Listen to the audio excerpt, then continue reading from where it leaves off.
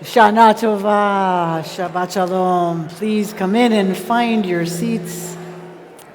Where's your? We are about to begin our Erev Rosh Hashanah and our Shabbat evening service as we end a year and begin a new one. And so, beginnings can be sweet, they can be bittersweets. Tonight, we're going to begin with just sweet.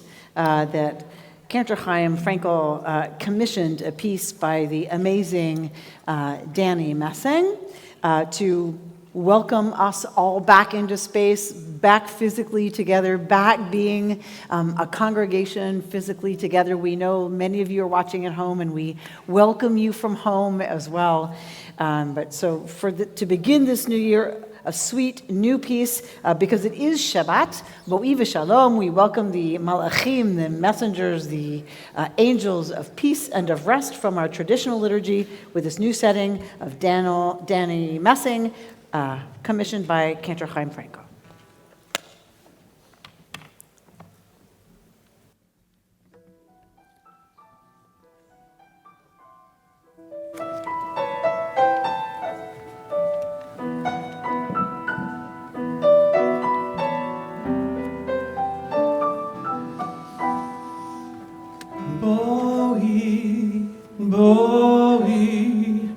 Bo'i b'shalom, bo'i b'shalom, ateret bara, gam berina uvetzola, toch emunei am segula. Bo'i kala, bo'i kala, bo'i b'shalom, bo'i b'shalom, ateret bara, gam berina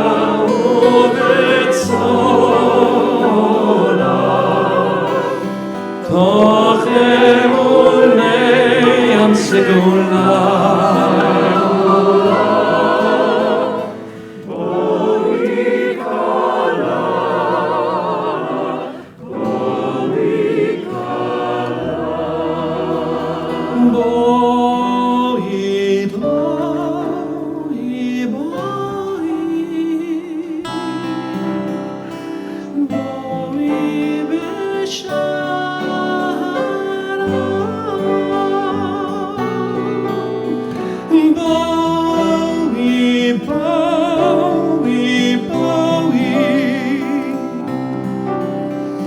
Bo'i b'shalom,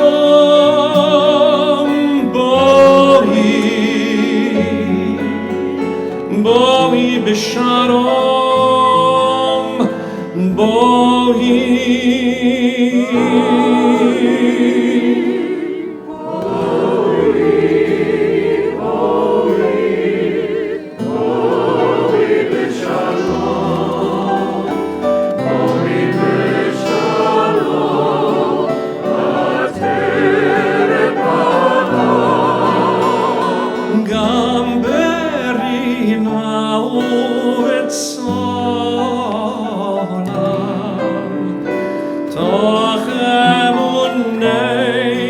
Segula, bo'i kala, bo'i kala,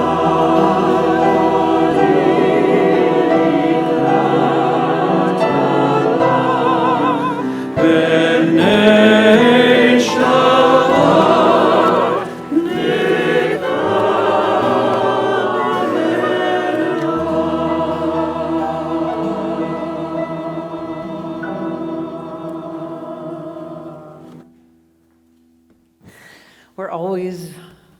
Shabbat happy to light candles when it's Yontif, when it's the start of the new year, when the new year comes with our reminder every week, when they match.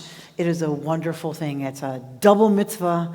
It's a double coupon day, as some of us like to think of it, double credit, that we're lighting Shabbat candles, we're lighting the candles of Yontif. So we always have the folks who help us as clergy be able to do what we do. The only way we can do what we do is because we have people who support us in doing that, who love us into that, who love us anyway. And so those folks who are our immediate family are always invited to light candles on Rosh Hashanah. So I'll invite clergy family folk to come up to light the candles for Shabbat and for Yom Tov. In your prayer books, it's on page 28 in your Machzorim. At home, it's on page 5 if you're in the COVID Machzor, because you are watching from home. Page 5 or page 28.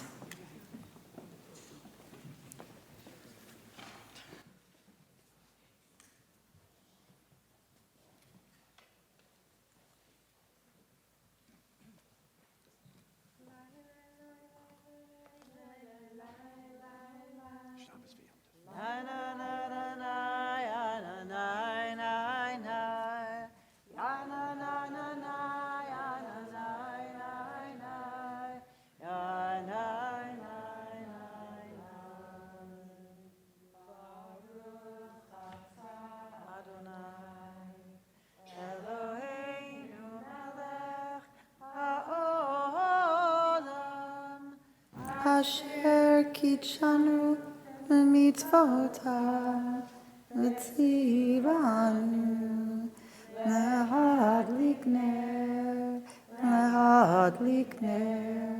shel Shabbat v'Yom Tov. Yana na na na yana na na na yala na na na yala la la la. Ya la la la la, ya la la la la, ya la la la la. Turn to someone next to you, wish them good Shabbos, good Yontif.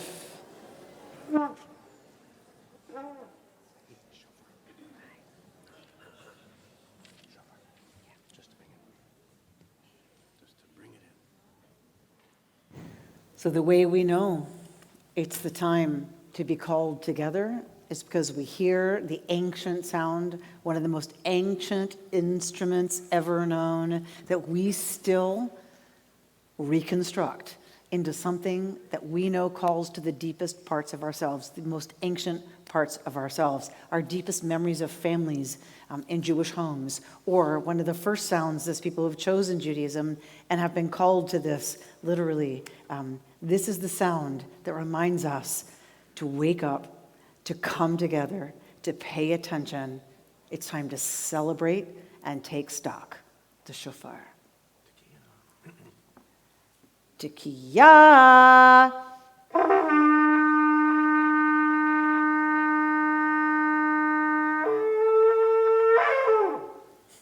Shkoyach.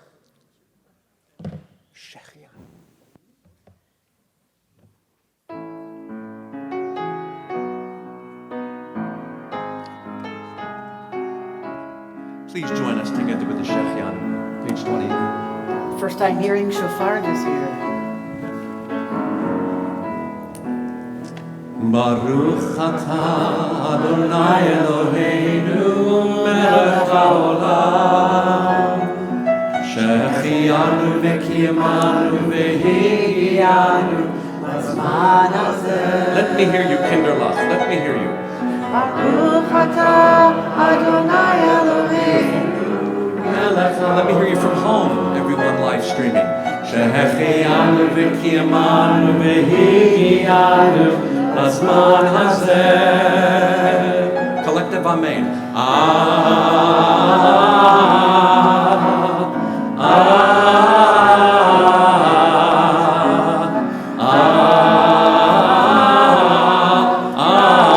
Amen. One more time together, everyone. Amen.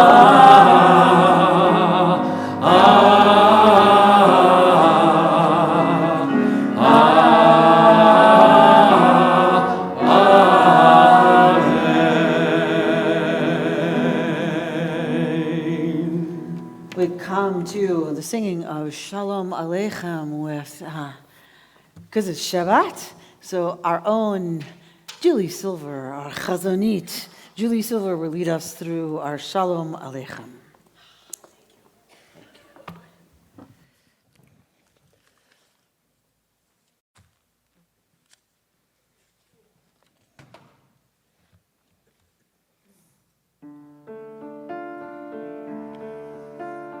Shalom Aleichem, Shalom Aleichem, Malachei Hasharet, Malachei Elyon, Mi Melech, Malchei Hamlachim, HaKadosh,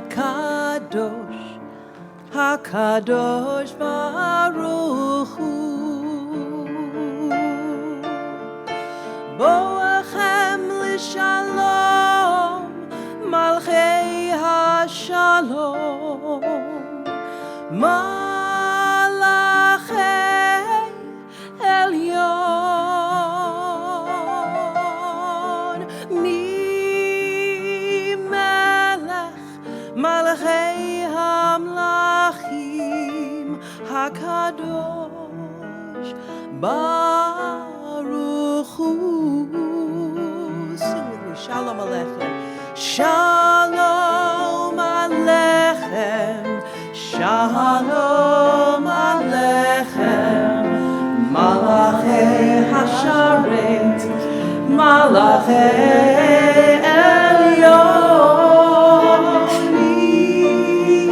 Melech, Malchei Hamlachim, HaKadosh, HaKadosh Baruch Hu,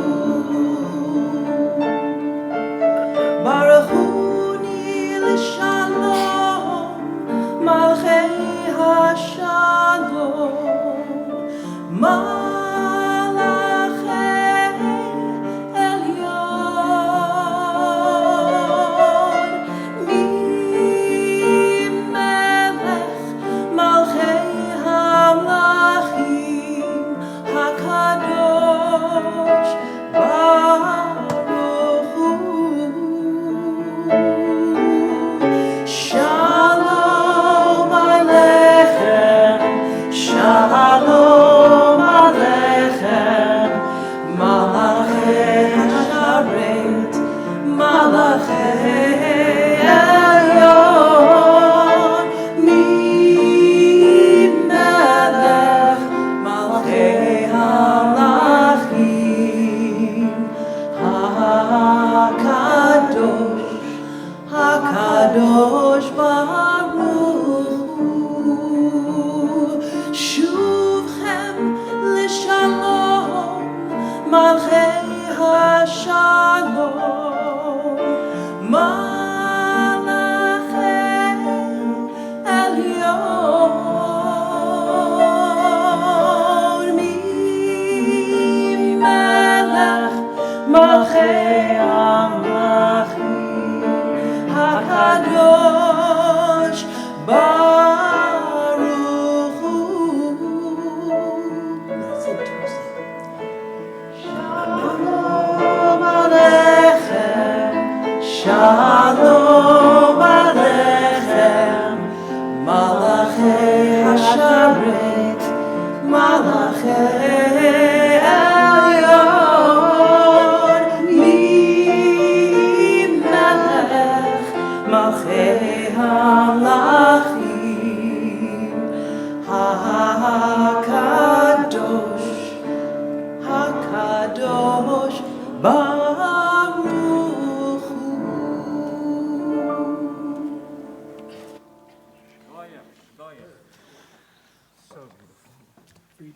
Messengers that get us here. Messengers that somehow we stand on their shoulders and we are sitting here tonight as a kahal, as a congregation.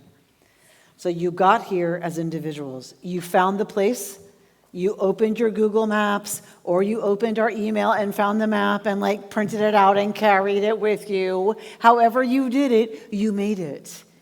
You made it to a parking structure. You made it down the sidewalks. You made it to the sanctuary. This is our sanctuary for the High Holy Days. So good for you. We now stop being individuals. We stop being folks who just somehow decided to come here and somehow made it here and find ourselves here. We come together as the congregation for this evening, the Kehilat Israel congregation for Erev Rosh Hashanah, and this Shabbat. We stand as we are able, we rise as we are able to call ourselves together on page 62, page 9. Frank and Linda Damon are honored, and the Juha family are honored with opening the Ark for Baruchum. 62 in your Machzor, page 9 at home. We call ourselves together, whether we're here physically or in other ways. We call ourselves together as a Kehillah with the call to worship the Baruch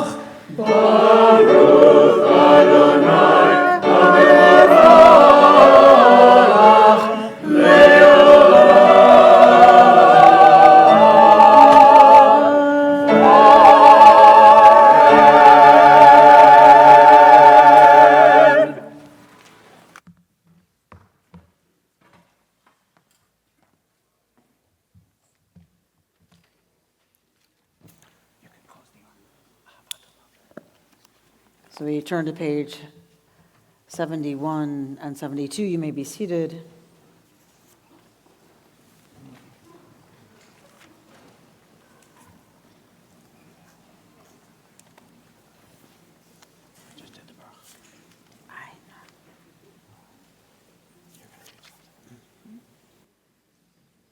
So we come into our liturgy. Our liturgy about love.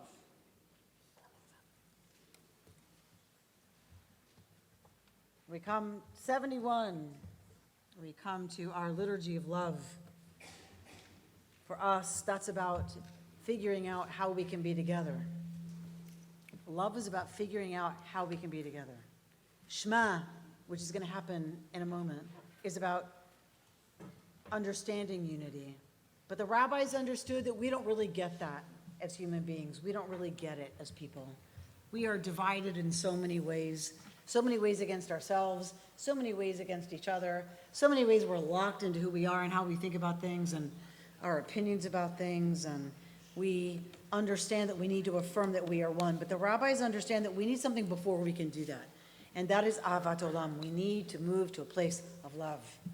Because love is the only way we have any chance and any hope of overcoming our need to be right, our need to have our way win, our need to have what we want to have happen. Love is the only way we surrender to the fact that we need to be together. We need to be one. So on page 71 and 72, Ahavat Olam.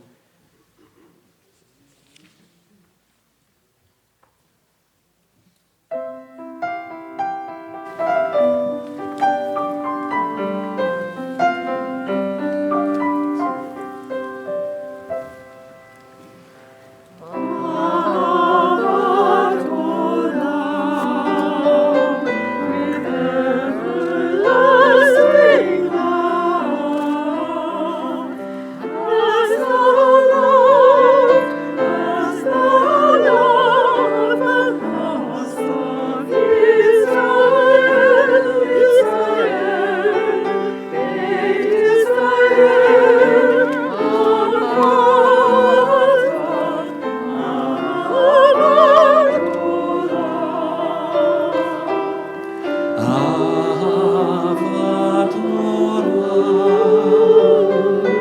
ahavat olam, Beit Yisrael, Amcha Beit Yisrael, Amcha ahavta, ahavat olam, ahavat olam, Amcha ahavta. Torah u'mitzvot, chokim u'mishpatim, otanu limadta.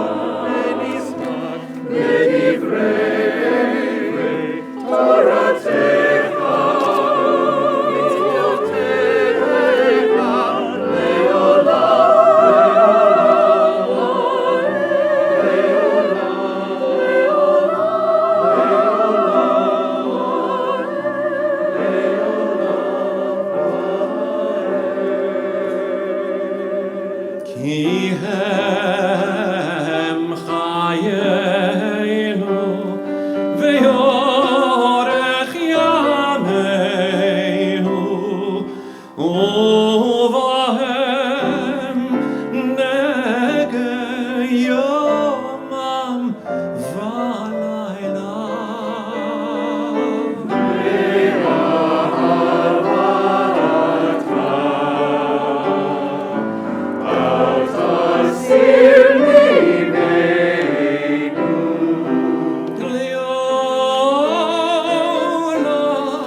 Leolamim, leolamim, leolamim.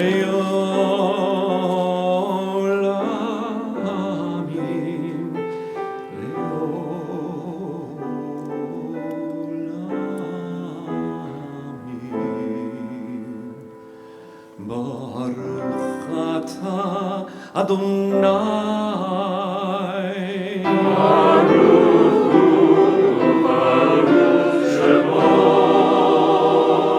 Ohev Amam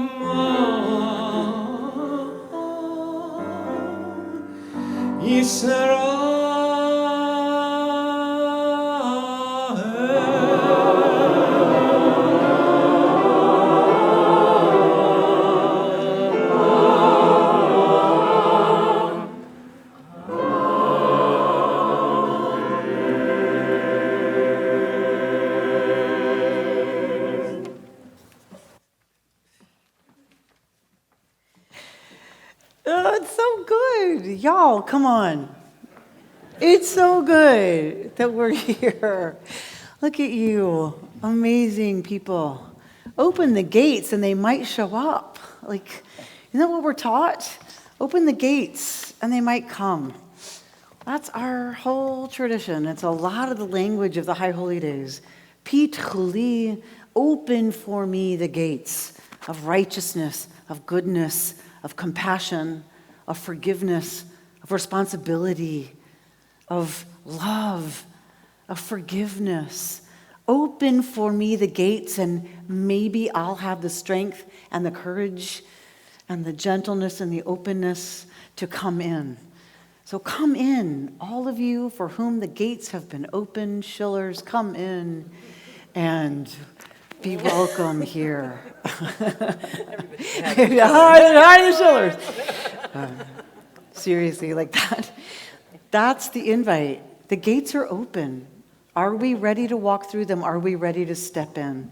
And so our own amazing, wonderful musicians here on our bima, the musicians behind the scenes, the musician par excellence, our amazing cantor Chaim Frankel, we're all here to share what we got and take in what those who are up here are ready to offer. We take back from you what you're ready to offer because the gates are open both ways. So now our own Julie Silver, who composed this next piece about, guess what? Gates being open. I know, shocking. So we sing it every year, but I don't want us to ever take for granted the incredible beauty and talent of the musicians we have on this stage, on this bima. I don't ever want to take for granted the contributions of the people who compose music, who make music, who sing music. That includes y'all who appreciate music. Let's pull ourselves in through the gates of music. Pitru li, open for me the gates.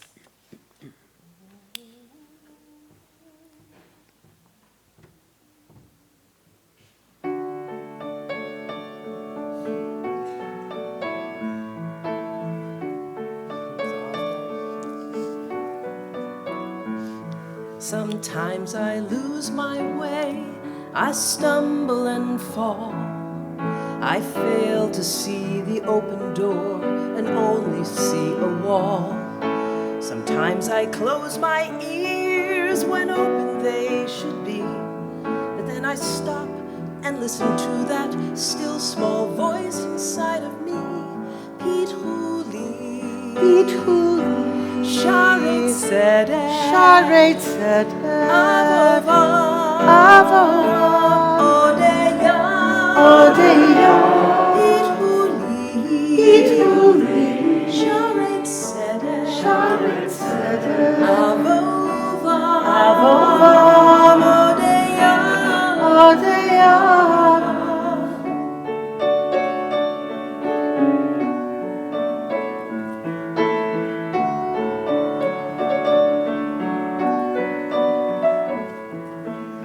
May I see my life in the work of your hands and walk in love and freedom to the promised land.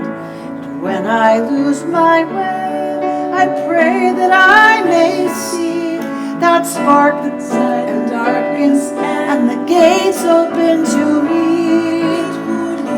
Pitru li, Sharet Tzedek, Sharet Tzedek, Avova, Avova, Odeya, Odeya, Pitru li, Pitru li, Sharet Tzedek, Sharet Tzedek, Avova, Avova, Odeya, Odeya, Pitru li, Pitru li, Sharet Tzedek, Sharet Tzedek, Avova, Avova, Odeya, Odeya,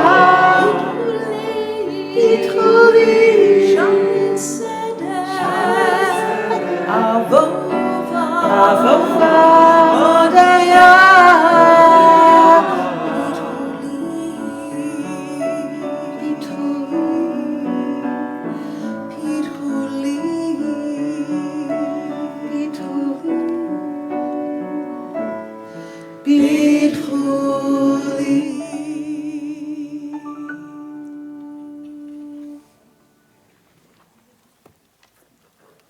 We're open.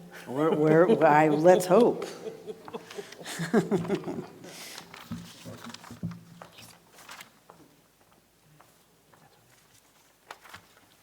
We come to the Shema, which we've been leading up to for a while now, because Shema is kind of important for us. So we've gotten into love. We know that the gates are open. We're trying to figure out how to walk through them. Page 76, we are one people. We're better off walking together.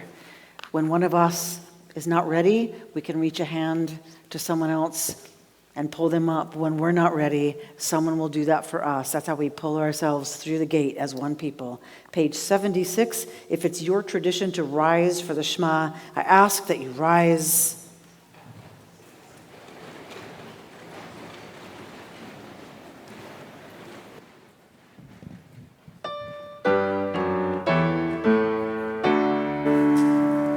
Shema Yisrael, Adonai Eloheinu, Adonai Echad, Baruch Shem Kevod, Malchuto, Leolam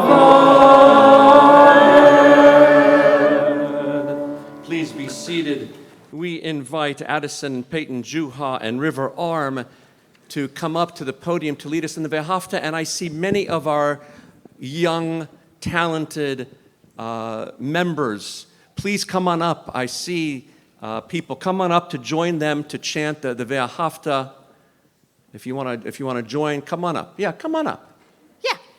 There we go. Let's get our young up here. Lead us in the Vehafta. Yes, grown-ups Charlie, make them. It's good practice Yes. for Charlie. Yes. His bar mitzvah's coming Force up. them through the gates. Sherry's kid. There we go. Push them through the gates. Good. Sherry's happy about this. Come on up. And girls, Come and use both mics. You got this. Let's get Charlie here, guys. Let's get Charlie. He's with all these tall, gorgeous Love girls. this. Love this. Love this. Come on. Wrap it around here. Wrap it around here. That's it. Come on down. I'll tell you when, okay? Ready? 1, 2, 3. ואהבת את אדוני אלוהיך בכל לבבך ובכל נפשך ובכל מאודך והיו הדברים האלה אשר אנוכי מצווה היום על לבביך ושכנתם לבניך ודיברת בם ושבתך בביתך ובלכתך בדרך ושוכבך ובקומך וקשרתם להיות על ידיך והיו לטוטפות בין עיניך וכתבתם על מזוזות ביתך ובשעריך. Let's hear it for our incredible leaders, our future leaders of our synagogue. We are in incredible hands. We're in Linda good Rubin hands. has been singing the English translation to this beautiful, powerful prayer for over a quarter of a century here But at KI. if anybody wants to come up and sing it with me. No? Linda Rubin. All right, forget it.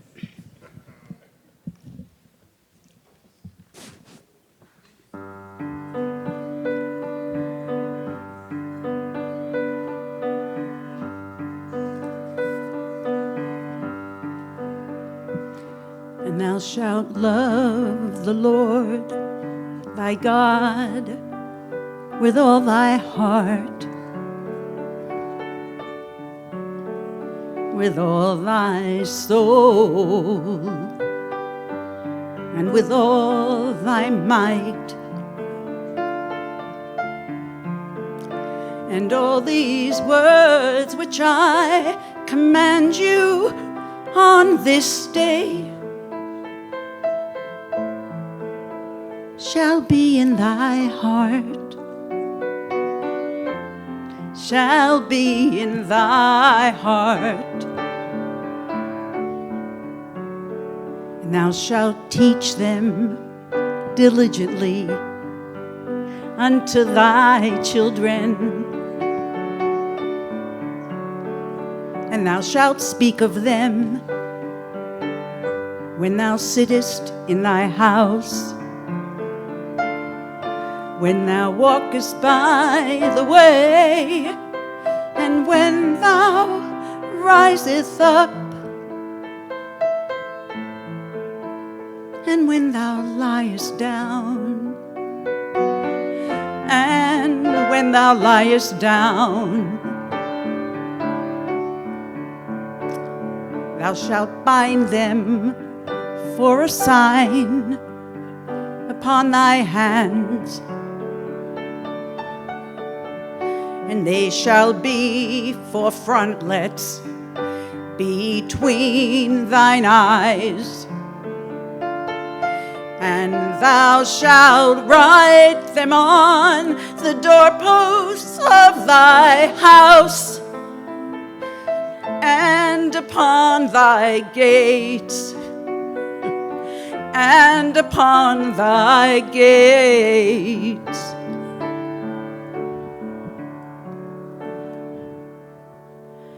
That ye may remember and do all of my commandments, and be holy unto thy God, unto thy God, unto thy God.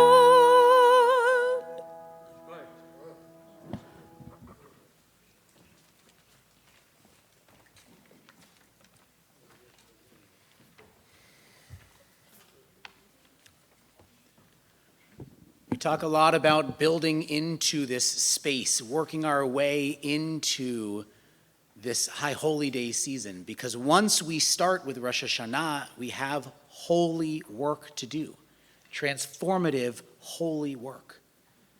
And one thing that we're reminded of is the reason for going through such work, the reason that we push on ourselves, the reason we focus on being better each year is because of the relationships and the experiences we have on this earth. And a major piece of that is connecting with those that we love. There's so many ways to do that, from happy moments and sad moments, but the other piece beyond just the moments is the continual care and love and affection we have for others who we connect with. So in moments in which we scaffold these holy spaces, we also take a little bit of that goodwill that we've built with Adonai through this holy space, and we ask that there are people in our lives who are in need of healing, that we have an opportunity to pray on their behalf. Okay.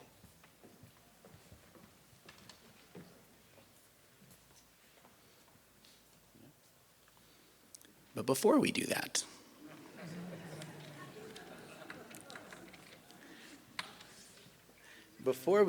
we are going to turn to page 90. And channeling that same idea, when we ask the question, who is like you, Adonai? Yes, it's about the experiences we have. Yes, it's about the world we live in, but it's also about who else would understand those emotions, those connections, those relationships. So we sing Mi Chamocha, and then we will together say the words of our Misha Berach. Together, Mi Chamocha Boilim Adonai, Mi Chamocha Nedar Bakodesh, Nora Tehilot Osefere, Malechutecha, Rauvanecha, Bokeh Hayam Lifnei Moshe, Zeili Anu V'yameru, Adonai Yimloch Leolam V'nemar, Kifado Adonai et Yaakov, Ugealo Miyad Chazak Mimenu, Baruch Ato Adonai, Gal Yisrael.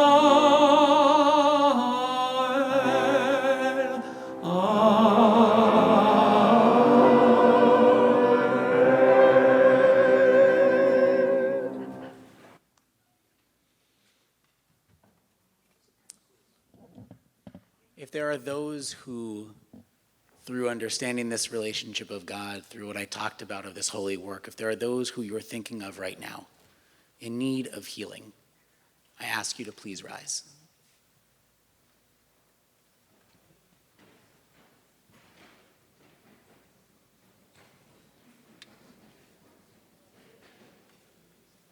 if you can share the names of those who you're thinking of in this moment. So as we say our words of Misha Berach, our prayer of healing, we say so on behalf of all of those names. Jamie Frankel.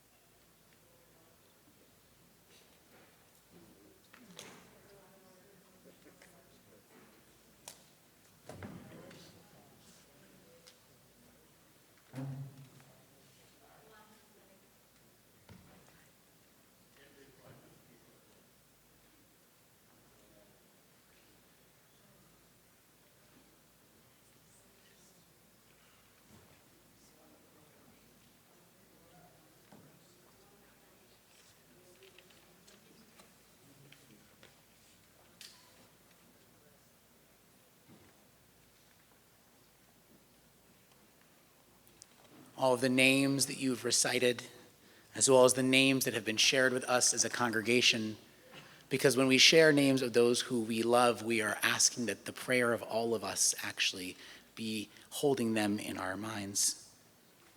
Joseph Goldstein, Martin Isaacson, Yardina bat Esther, Sarah bat Adina, Irene Levy, David Rousseau, Judy Graham, Barbara Cohn, Ron Jacoby, Anita Lehner, Margaret Montgomery, Larry Katz, Lucille Bailu, Jamie Frankel, Jason Haim, Philippe Besson, Maya Cupachilli, Ben Broido, Barbara Bobby Druss, Bonnie Ephraim, Elisa Gonzalez, Sabrina Aggleton, Irving Greenberg, Adam Lemberger, and Hannah Freya Epstein. Say Misha Berach Avotenu v'Imotenu Avraham Yitzchak v'Yaakov Sarivka Rachel v'Leah. Oh God, and God that started these initial relationships of love and trust and safety and nurturing with our ancestors, continue that blessing to today. Allow all of us to know that as we share the names of those who we love, those names are heard by the divine, heard and taken into consideration. We don't dictate to God how that healing should be done, but we ask that God recognize that healing is needed. A refuach shlema, a complete healing. A refuat nefesh, a refuat guf, a healing of soul and of body. And together we say, Amen.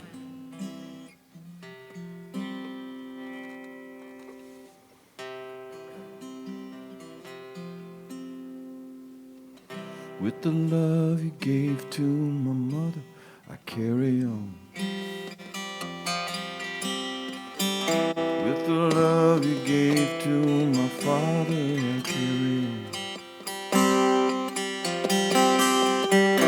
With your love for all generations, long sing shalom.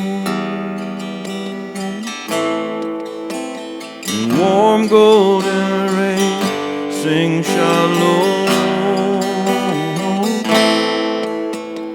Stronger every day. Misha Berach Emotain, carry on. Misha Berach Avotain, carry on. With your love for all generations, Lord, sing shalom. Warm golden rain, sing shalom. Stronger every day, sing shalom. Healing we pray. For healing we pray.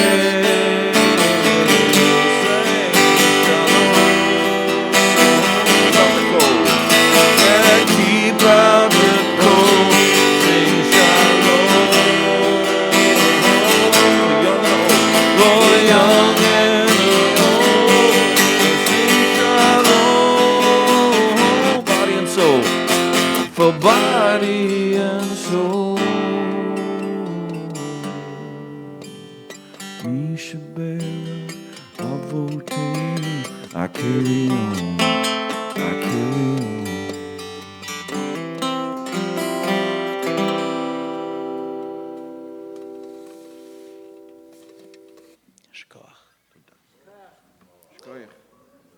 page 91. We're going to begin by reading the English of Hashkivenu. But Hashkivenu is so perfectly aligned with this last piece of music, with our last prayer, with this notion that we have fear, sometimes the fear that our loved ones are sick, and sometimes the fact that this world is not always perfect. It can be scary. It can be tumultuous. We can proceed with caution, and sometimes we actually can stop and recognize to God that we need something. Not praise, not appreciation, not how all those other blessings work, but need. And in this moment, the need that we talk about with Hashkivenu is the need of relationship, the need of knowing we are not alone. So join me in reading the English on page 91 before we pray these words in the Hebrew. Help us to lie down, dear one, our God, in peace, and let us rise again, our sovereign, to life. Spread over us the shelter of your peace. Decree for us a worthy daily lot, and redeem us for the sake of your great name, and enfold us in the wings of your protection. For you are our redeeming guardian. Truly a sovereign, gracious, and compassionate God are you. Guard our going forth each day for life and peace, now and always. Spread over us the shelter of your peace. Blessed are you, compassionate one, who spreads your canopy of peace over all your people Israel and over Jerusalem. We sing the words of Hashkivenu. Allow yourself to just feel that presence, because when we ask for that comfort and relationship and love from the divine, and you do the holy work, as Rabbi Amy mentioned, of showing up and walking through those gates, we know that that relationship is here.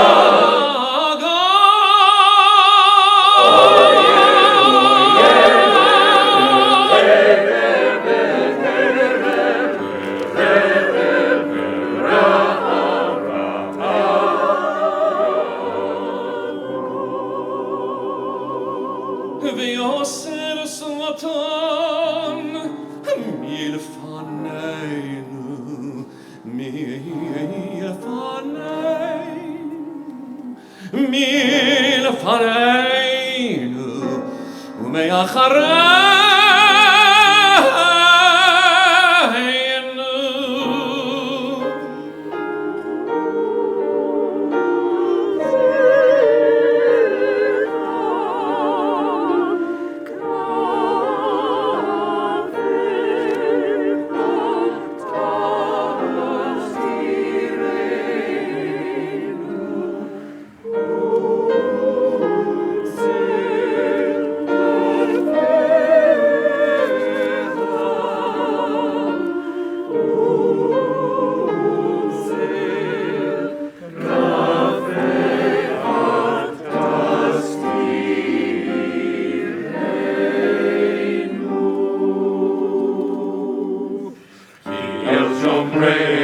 Mazilenu, ata, ata, el shomrenu, mazilenu, ata, ata.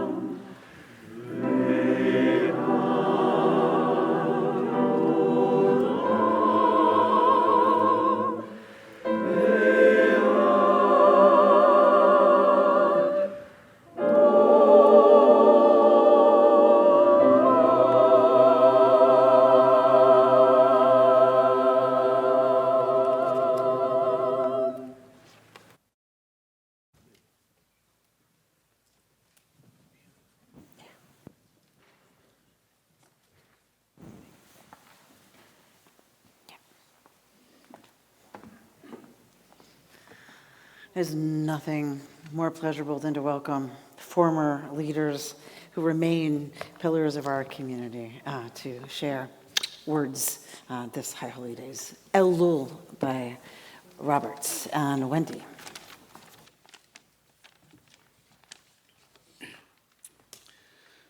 The sound of the shofar calls us from the realm of ancient longing. Which, though seemingly back there, is actually here. In the moment, we remove the veil of forward and back. And decide instead to face life as is. Yes, all of it. New moon. New year and morning. Each of these like a note in the chorus of our living, daring us to listen to the power of the blast. And with all that, it's in and all around us, to receive each moment as a life-giving gift and a symphony of awe.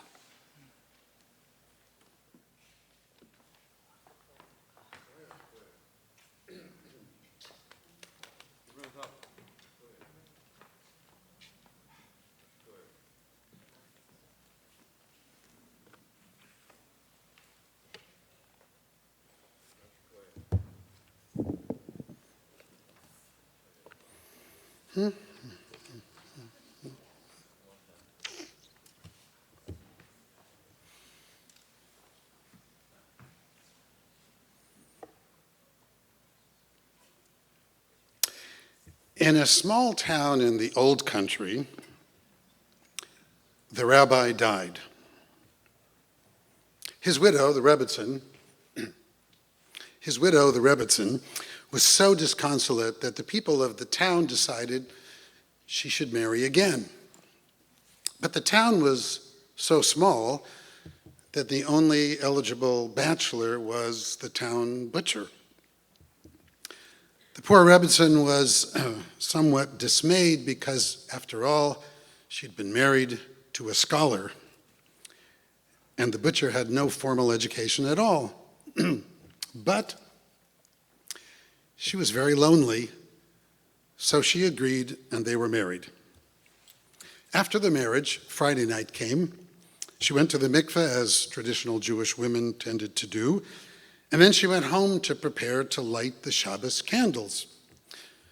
The butcher leaned over to her and he said, "My mother, Chana, told me that after the mikveh and before lighting the candles, it's good to have sex." So they did. She lit the candles, prepared to sit down for dinner, and the butcher leaned over again and he said, "My father, Shmuel, told me that after lighting candles and before Shabbos dinner, it's good to have sex." So they did. They went to bed that night, sang their evening prayers, and he leaned over again and he said, "My grandmother Rivka said, before you go to sleep on Shabbos, it's a double mitzvah to have sex." So they did.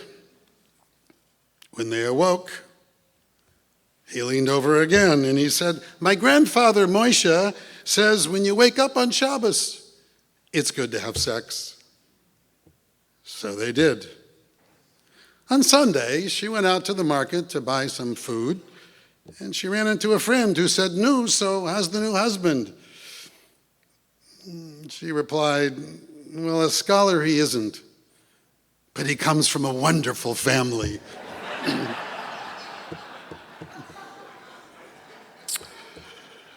That's how I think of all of you.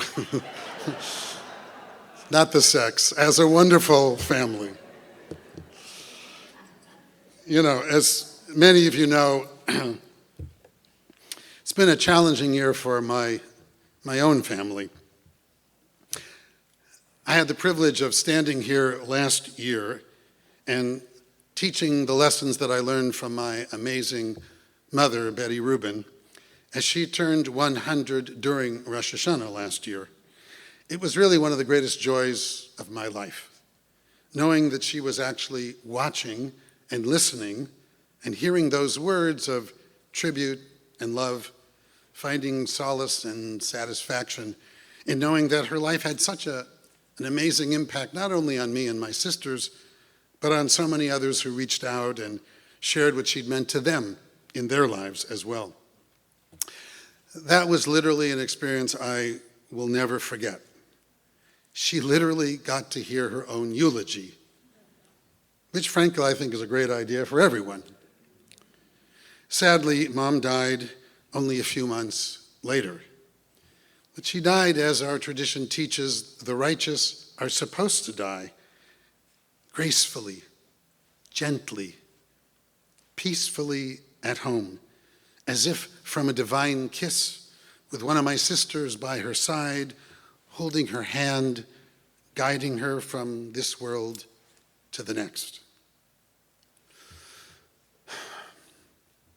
Unfortunately, I know a lot about grief. Grief itself is a paradox.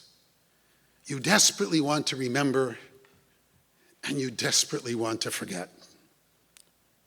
This is my year of mourning, but grief and I have been intimate companions my entire life. First, when I was 4, my father died, and then when I was 12, on a synagogue youth group trip, horseback riding, I watched as a friend of mine fell off her horse right in front of me, hit her head, and died. And now I've spent almost 50 years as a rabbi, with thousands of funerals and shivas and holding the hands of those devastated by loss, sitting with family after family after family, being at the bedside of countless men and women, and God forbid, the children who have died. Being president of griefhaven.org for the past 20 years started with our help by our dear friend Susan Whitmore after her beloved daughter Erica died at age 32, diagnosed with a rare cancer while planning her wedding. Griefhaven.org has over 1 million visits a year, testifying to the deep and profound need of so many in search of healing and comfort in their grieving. Yes, I know a lot about grief. I'm reminded of the famous country western song sung by Kenny Chesney. Some of you may have heard it, with the refrain, "Everybody wants to go to heaven, but nobody want to go now."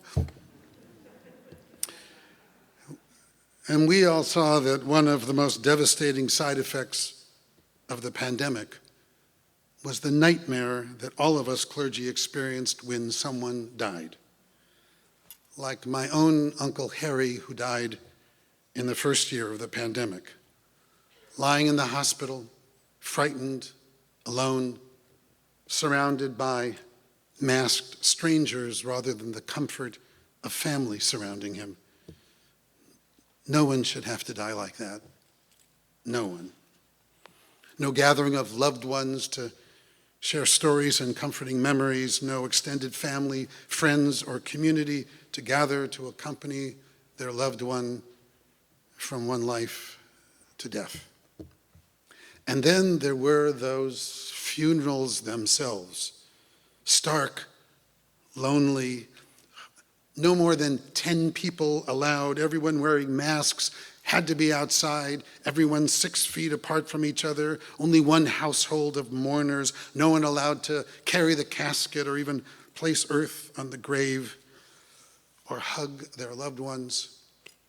Death itself became the loneliest of traumas for everyone touched by its cold, lifeless fingers during those tragic months. Only Zoom, distant, impersonal, sterile, literally inhuman and inhumane.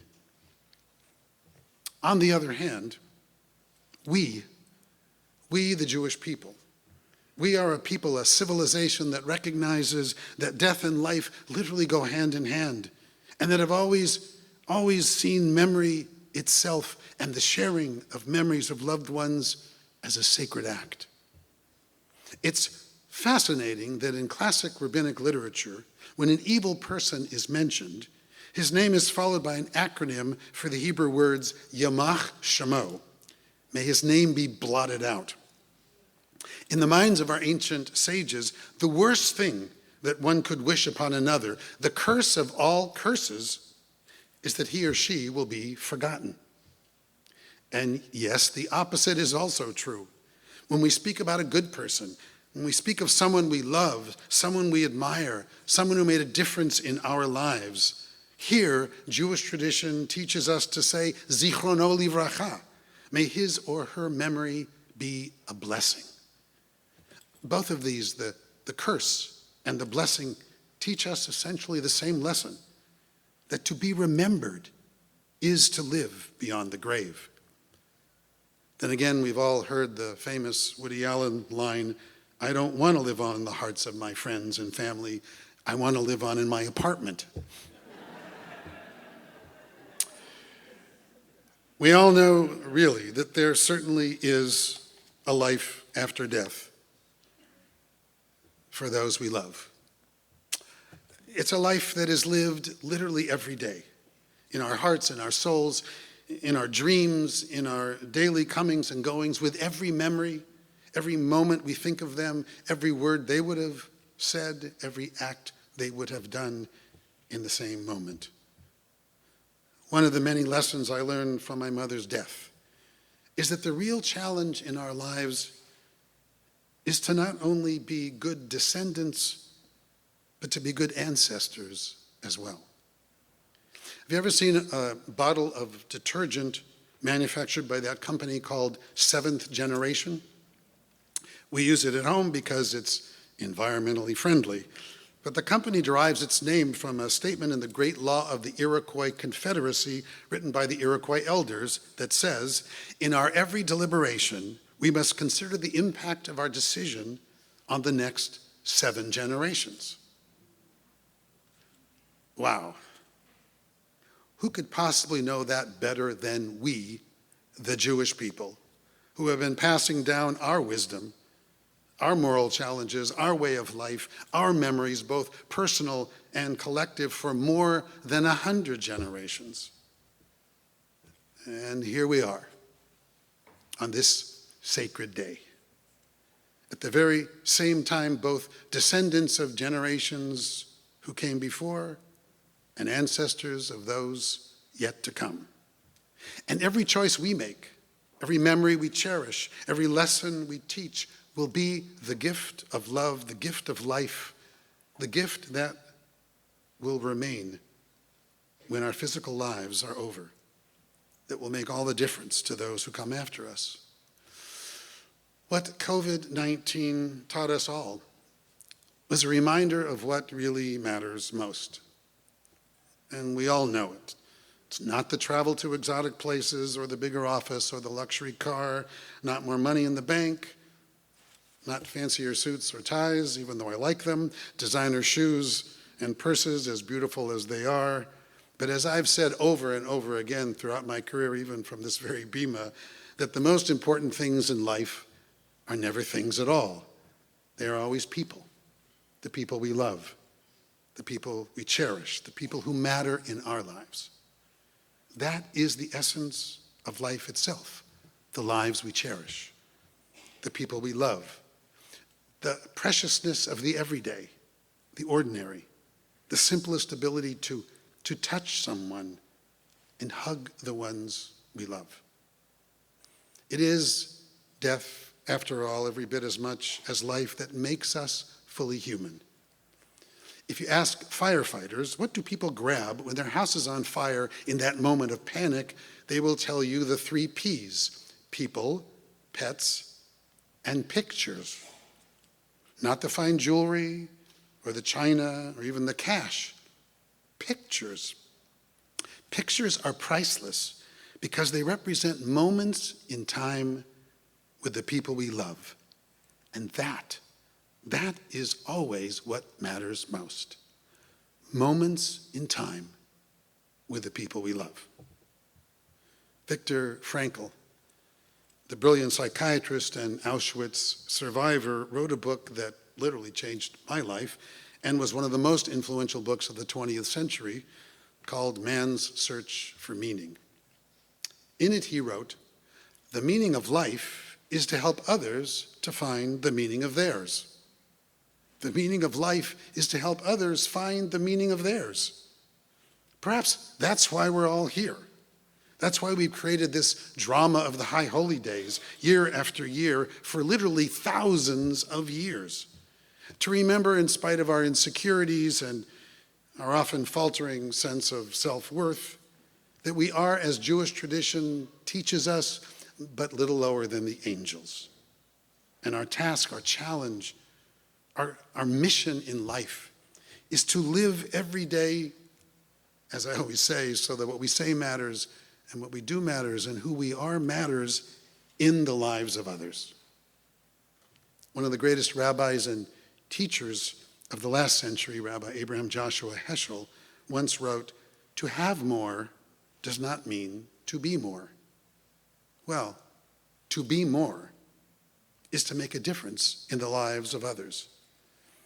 And I think that inevitably is one of the most profound lessons of Rosh Hashanah, this Yom HaDin, this Day of Judgment. Last year, I shared the lessons of my mom's life, and tonight I'm essentially sharing the lessons of her death. And as our beloved Rabbi Cheryl Leward of blessed memory so beautifully wrote, death is always personal. That was indeed the first lesson I learned all over again. I've seen it myself hundreds of times as a rabbi, and there I was in that exact context, but this time sitting as the mourner, sitting with my 3 sisters, talking about Mom, what we should say at her funeral, and learning all over again but somehow more intimately and more powerfully and more personally than ever before, that every memory is personal. Every relationship is unique and ours alone. Everyone has their own truth, and that is to be respected, honored, and cherished. Perhaps the most important lesson I learned this year is that relationships themselves are not merely life-affirming, they are literally life-saving. In Genesis, God says it's not good for people to be alone. And believe it or not, the most recent studies show that loneliness is as dangerous to our health as obesity, smoking, and alcoholism. In the latest eye-opening study, loneliness alone increased the risk of premature death by 26%. Remember back in 1964 when the Surgeon General of the United States first reported that smoking caused cancer. It literally changed our entire way of thinking and saved the lives of millions ever since. Well, sadly, the latest report of the current Surgeon General of the United States, Dr. Vivek Murthy, is a stark warning that loneliness itself is the most urgent health concern of 2023. It's just one indicator of where we're going. Between 2001 and 2019, the suicide rate for teenagers jumped 40%. And emergency room visits for self-harm rose 88%. And according to the National Institutes of Health, overdose deaths have tripled in the last 5 years, and so many of those overdoses can be directly linked to loneliness and searching for drugs that can alleviate that pain. Think about this. 73% of Americans under 30 believe that people just look out for themselves most of the time. 60% of Americans under 30 believe most people simply can't be trusted. Indeed, a study from the Pew Foundation reports that most young adults in the United States see others as, quote, selfish, exploitative, and untrustworthy. Meanwhile, another recent survey from YouGov found that 1 in 5 millennials reported having 0 friends. 0 friends, except, of course, the virtual ones on Instagram or Facebook or something. Is it any wonder that deaths of despair disproportionately plague Americans? In 2021, suicide was the second leading cause of death for Americans aged 10 to 34. And the suicide rate for men in 2021 was nearly 4 times higher than that of women. Sadly, what it too often means to be a man in our society is to feel isolated and lonely. A few months ago, the 988 Suicide and Crisis Lifeline answered 160,000 more calls, chats, and text messages than a year ago.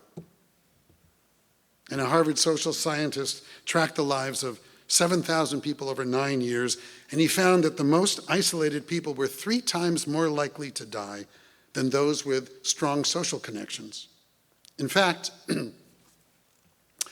people with bad habits like smoking, poor eating, or obesity, or alcohol use, but strong social ties actually lived longer than people with great health habits, but who are isolated. Let's go for a drink. In other words, my wife was thrilled to learn that it's better to eat Twinkies with good friends than to eat broccoli alone.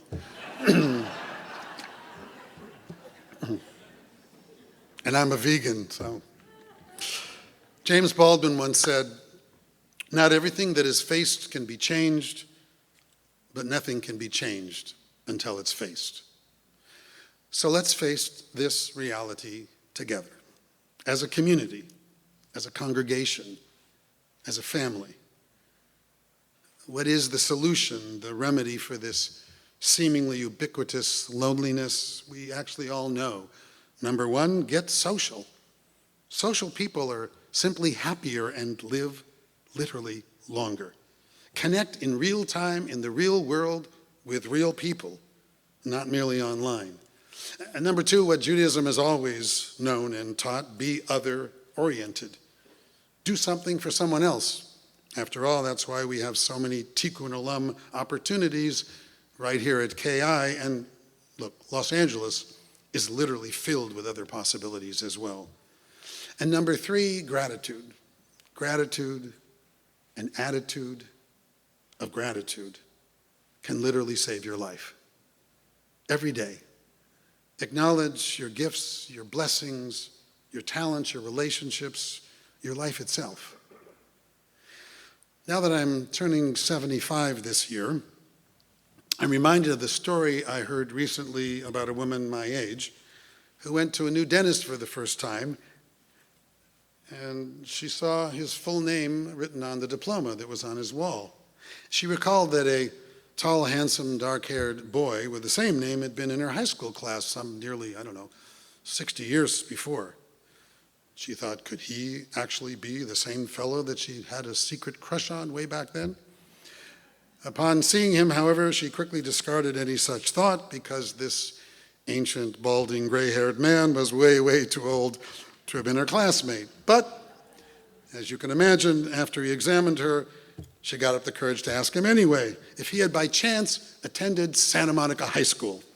Yes, I did, he gleamed with pride. I was a Samohai Viking. When did you graduate, she asked. 1967, why do you ask? Wow, she exclaimed, you were in my class. He looked closely at her and then he asked, what did you teach?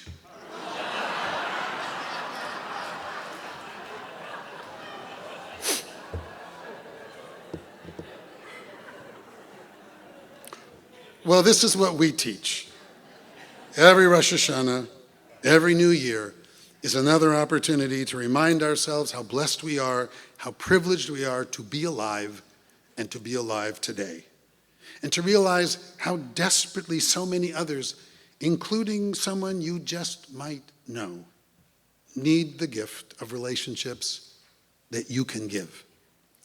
So join a group, call a friend, reconnect with those who have drifted out of sight or out of mind. I think virtually every family I know has someone that someone else doesn't talk to. So perhaps this year, perhaps this week, reach out and talk to that person and reestablish lost relationships.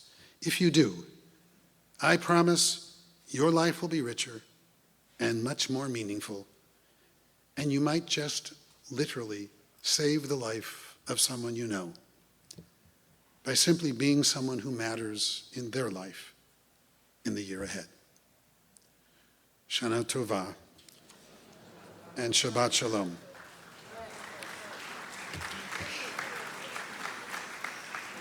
So, for over 3,000 years, Shabbat, what we are doing right this minute, has been the Jewish people's antidote to loneliness. For over 3,000 years, we have commanded each other, show up for each other and with each other on Shabbat. Someone wise told you that the other day at the beach. So, I learned that from Cantor Frankel. Without him, I wouldn't have known that. Oh, hi. My wife and I are going to sing. I do need a guitar, though. Well, you could do air guitar. I could do air guitar. Yeah. We're going to sing, thank you, Daniel, excuse me. No, I don't need a pick. Thank you, Daniel. In honor of Shabbat, we're going to sing my version of the Shamru. Actually, I just wrote the music. According to Jewish tradition, God wrote the lyrics. Yes, she did.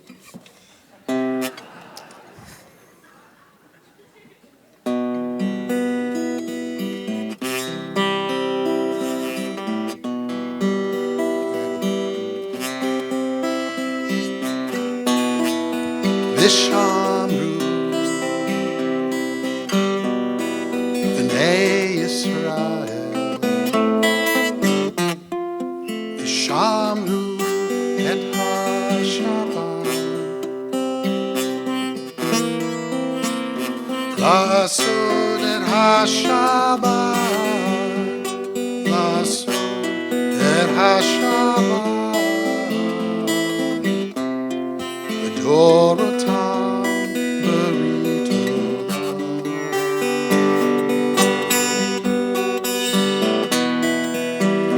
Bein B'nai Yisrael B'nai Yisrael, Oti Leolam Lasod et HaShabbat Lasod et HaShabbat Lasod et HaShabbat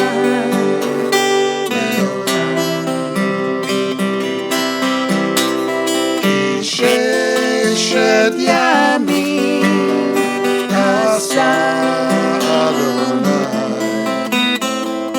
Et HaShamayim Ve'et haaretz Uvayom hashvi'i Uvayom hashvi'i Shabbat vayinafal.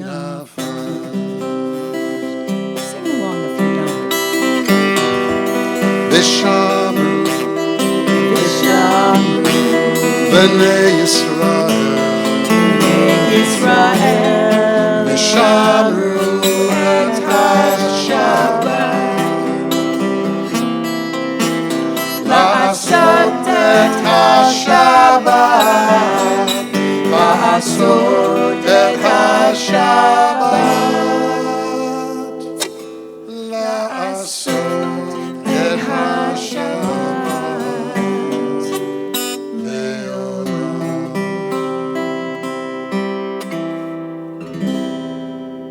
Shabbat Shalom. Shabbat Shalom.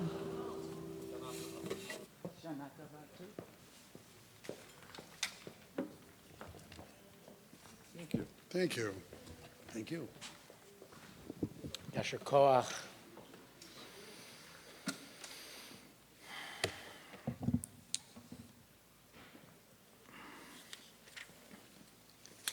On page 104, we find ourselves at the words of the Amidah. And reflecting just on those words that you shared, Rabbi Reuben, people often consider the Amidah to feel a little lonely, especially because, as we're going to do tonight, we give you an opportunity for silent prayer. That the rest of our prayer experience, we hear the prayers of others. We hear our voices unify, and in this moment, you have an opportunity for your own space. But don't read that silence as isolation. Rather, we read that silence, or better yet, as the rabbis actually claim, near silence, to be the very capability of making space to make sure we are not alone. We all have had our own years. As you work your way through this High Holy Day season, each of us deserves an individualized space to do the reflection that we need. But as we say our Amidah blessings, recognize that all we've done is created the space for every one of your blessings to be heard, every one of your reflections to be honored, every one of your voices to have a space in this room. When we read these words of the Amidah, when we give this opportunity for this silent reflection, may we recognize just how supported and loved and a part of community we all are. I ask you to please rise on page 104.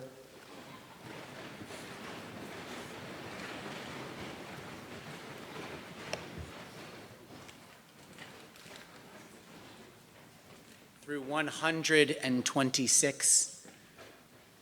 Use these moments of reflection to read, meditate, pray, speak to God. This is your individualized space, your holy moment.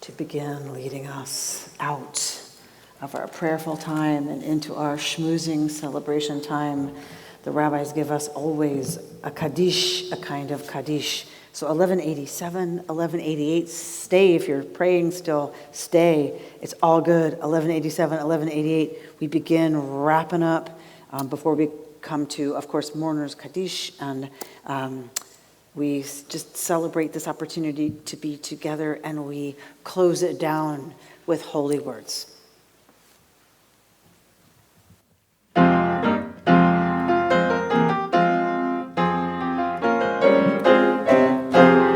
יתגדל ויקדש שמי רבו ויעלמה דברה חירותי וימליך מלכותי וחייכון ויומייכון וחיי כל בית ישראל במגלה ובזמן קורי ויאמרו Amen.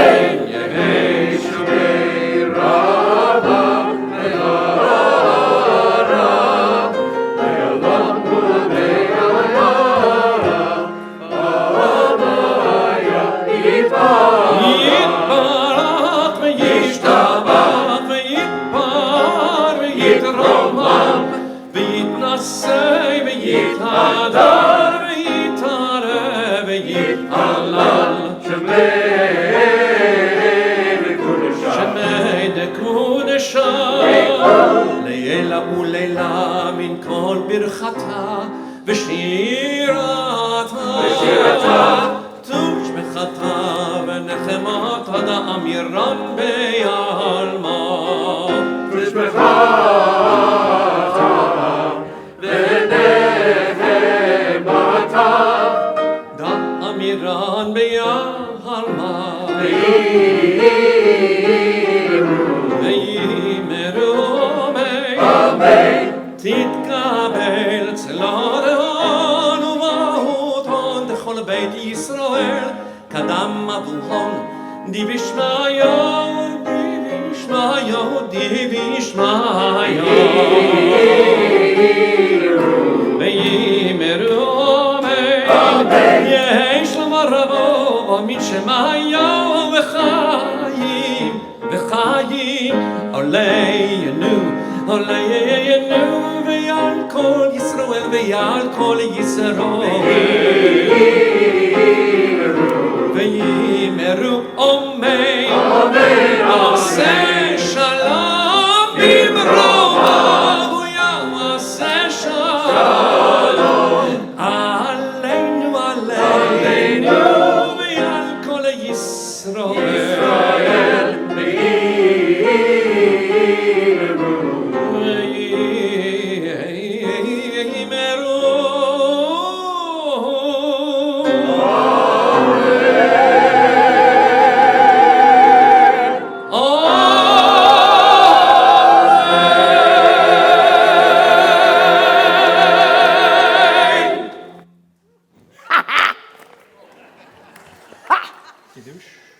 Yeah.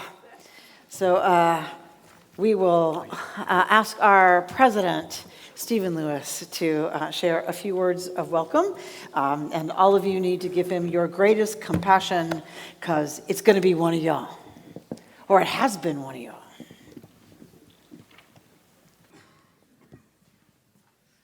So before I do get started on prepared remarks, I just wanted to thank the clergy for their love and support over the past 24 hours as my 94-year-old father was admitted to the hospital, and he so wanted to be here to share this moment. And I hope he's watching on Zoom. I hope they let him watch out there. So thank you, Joseph. So Shana Tova, I am Stephen Lewis. It's truly an honor to serve as your president of Kehilat Israel for the next 2 years. I want to take the opportunity to welcome you all and extend a heartfelt blessing as we enter the high holidays. How often have we said it? Another high holidays. Sometimes with anticipation, sometimes with trepidation, and sometimes just, how did it get to be this time of year again? However you say it, this marks the time when we're asked to reflect on who we are as people and who we are as congregants. I think most of us have stopped saying that we're in COVID, or we're coming out of COVID. I see people obviously still with masks. We're moving forward with our lives, and we're learning to cope and grow. The same can be said at KI. We've taken what was initially a handicap in not being able to come together for services and events and turned that into a positive. Embracing the technology to broaden our offerings with new opportunities to pray, learn, and to stay in touch with the heart of what it means to be a member of the KI community. As we look to the new year, we will be excited to share with you a new vision for our beloved sanctuary that's emblematic of what we all want for Kehilat Israel, keeping what we love about this most holy of spaces and bringing a revitalization that shows respect for the past and optimism for the future. This is our second year here at Barnum, and while things are always a little bit easier the second time around, what you see and what you'll experience here and at all of our physical locations and our remote offerings as well is a result of the tireless work of the clergy and the professional staff. A huge thanks to our Executive Director, Adam Simon, Member Engagement Director, Tricia Mercer, Programs and Events Coordinator Rebecca Surratt, Communication and Marketing Director, Herschel Bliefeld, Synagogue Administrator, Hannah Baena, and Clergy Assistant, Rachel Feldman. And of course, our fantastic clergy, Rabbi Bernstein, Cantor Frankel, Rabbi Rubin, Rabbi Scher, and cantorial soloists, Daniel Leance and Julie Silver. My wife, Lois, and our son, William, are looking forward to greeting you outside after the services, especially if you are new to KI. We hope your holidays bring you meaningful reflection, and I wish you and yours a Shana Tova, a new year of health and joy.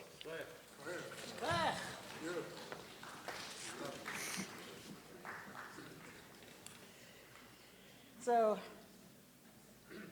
It is our great good fortune and honor to welcome our current president and past presidents, as is our tradition here at KI, to welcome them to the Bima for Kiddush.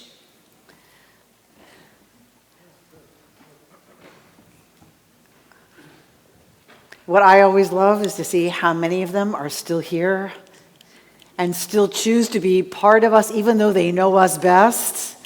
They have led us, they continue to lead us and advise us, and they stay with us. They come from Portland! Really?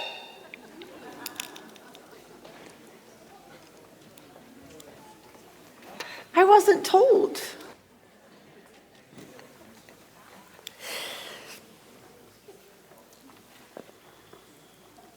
Page 1198 in your prayer books. 26 is your number at home for Kiddush.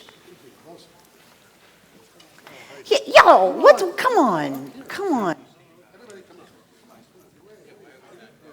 Rise as we are able for Kiddush.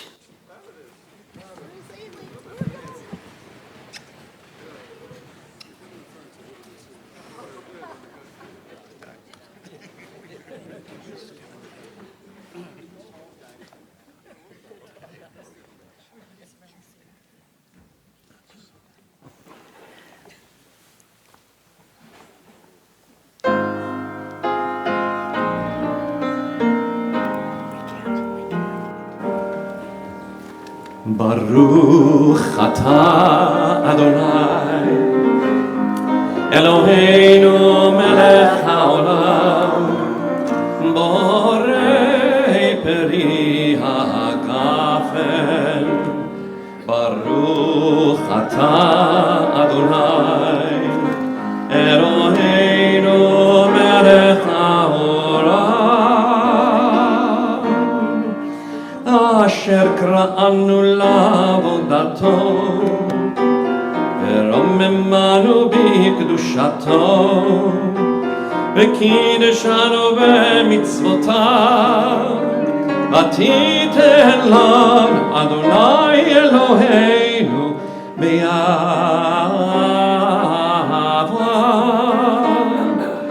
את יום השבת הזה ואת יום הזיכרון הזה יום זיכרון תרועה באהבה מקרא קודש זכר ליציאת מצרים כי אלינו קראת ואותנו קידשת לעבודתך ודברך אמת וקיים לעד ברוך אתה אדוני מלך על כל הארץ מלך על כל הארץ מקדש השבת וישראל ויום הזיכרון.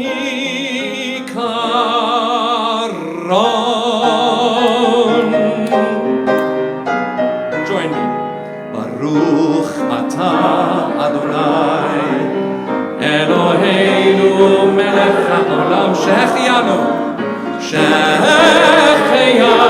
וקיימנו והגיענו לזמן הזה שהחיינו וקיימנו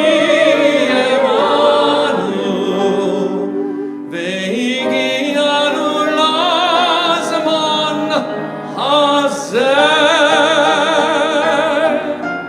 לחיים Page 1202 for Aleinu together עלינו לשבח לאדון הכל, לתת גדולה ליוצא בראשית, שנתן לנו תורת אמת, וחיי עולם אתה בתוכנו, קוראים ומשתחווים ומודים לפני מלך מלכי המלכים, הקדוש ברוך hu. Thank you, Mac and Norman, for opening the Ark, and of course, Christina Wesley Bilson, and Barbara Mac and Norman. If you'll keep it open, go ahead, do your reading. The bottom of 1206, beneath the line, maybe God and perfection are at the end and not at the beginning. Maybe it is a growing world and a growing humanity and a growing God, and perfection is to be achieved, not something to start out with. Our own prophets and prayer books seem to have had an inkling of this. At culminating points in our liturgy, we say a phrase borrowed from one of our last prophets. On that day, God will be one, and God's name shall be one. On that day, not as yet, alas, but surely on that day, God shall be one, as God is not yet one. For how can God be called one, real, if humanity is rent asunder in misery and poverty and hate and war? When humankind has achieved its own reality and unity, it will thereby have achieved God's reality and unity. Till then, God is merely an idea, an ideal. The world's history consists in making that ideal real. In simple religious earnestness, it can be said that God does not exist. Till now, God merely subsists in the vision of a few great hearts and exists only in part and is slowly being translated into reality.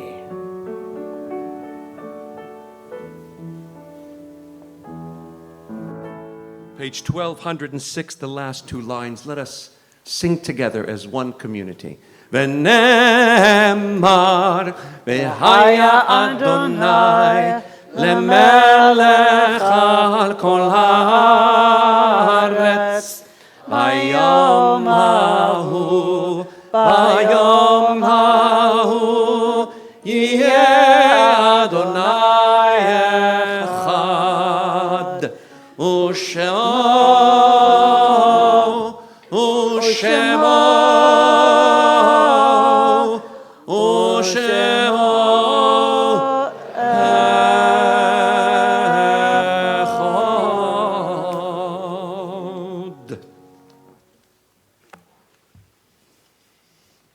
We invite Senator Ben Allen and the one who made all of it possible, Elena Allen, to join us as we come to 12:14. We come to a reading before Mourner's Kaddish as we honor his father of blessed memory who died this year. Michael Allen was a gentle, gracious, beautiful, educated man who shared everything about who he was openly, honestly, with respect for all of those who had other views and other ways of thinking about things. He was the best of us. And so in his memory, his son and his wife lead us in a reading before Kaddish, page 1214. Yekadal v'yekadash Shemei Rabbah. This profound praise of the living, praise for the generous gift of life. Praise for the presence of loved ones, the bonds of friendship, the link of memory. Praise for the toil and searching, the dedication and visions, the ennobling aspirations. Praise for the precious moorings of faith, for courageous souls, for prophets, psalmists, and sages. Praise for those who walked before us, the sufferers in the valley of shadows, the steadfast in the furnace of hate. Praise for the God of our fathers, the source of all growth and goodness, the promise of which we will build tomorrow. Yitkadal v'yitkadash Shemei Rabbah. This, the profound praise we offer, Praise for the generation gift of life. Amen.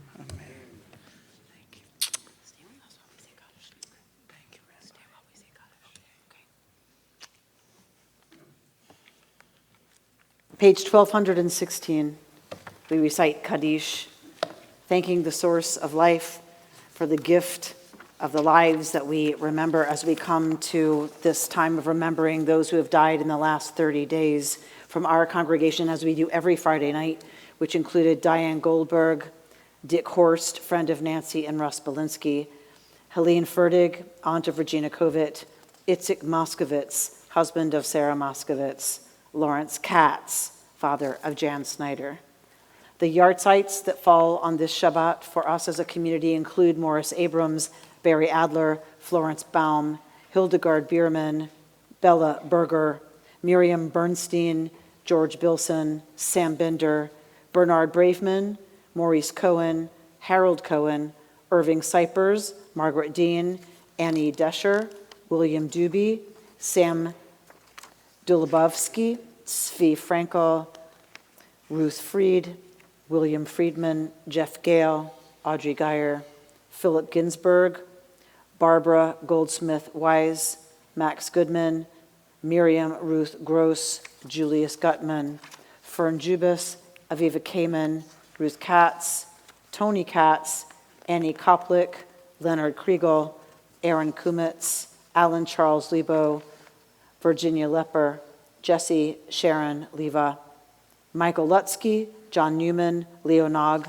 Bernie Petruski, Maria Rajay, Julia Raymond, Henry Rosenthal, Milt Sampson, Harry Schiff, Milton Shatsky, Stuart Silbar, Kevin Simons, Evelyn Subaroff, Eve Springwater, Selwyn Tuber, and Stanley Weiss.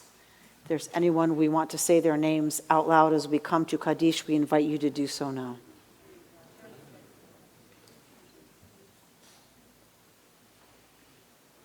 We recite Kaddish on page 1216, thanking the source of life for the gift of their lives. We recite Kaddish, as always, for the 6 million, which included 1.5 million of our children. We recite Kaddish for those who have chosen Judaism and have only us as their Jewish family to say Kaddish for them.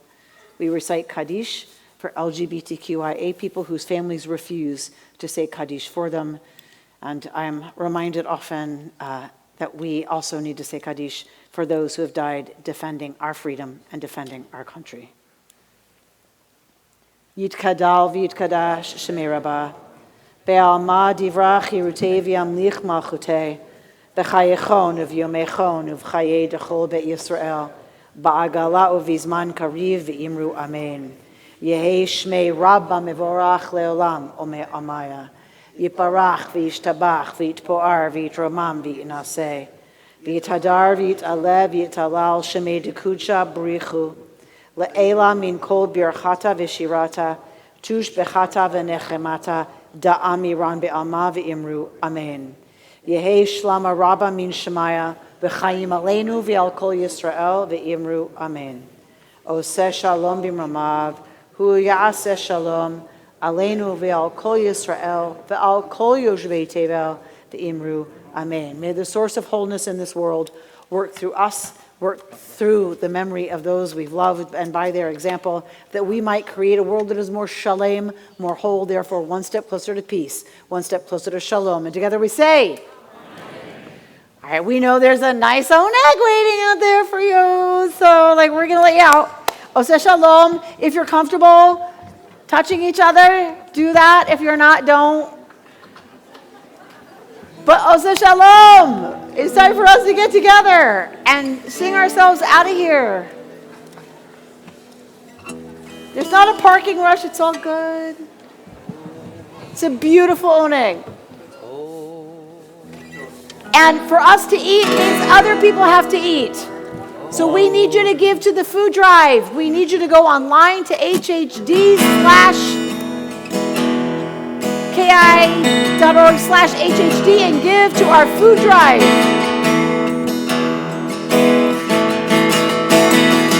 Oseh shalom limroma.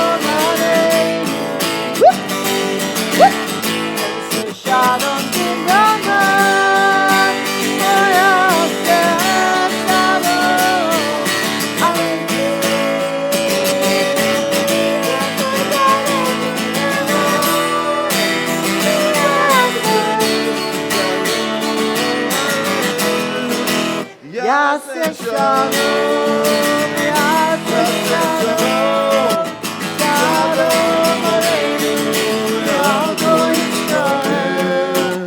Yaseh Shalom, Yaseh Shalom, Shalom Aleinu, Yalko Yisrael. Shalom Aleinu, Ve'alko Ha'olam.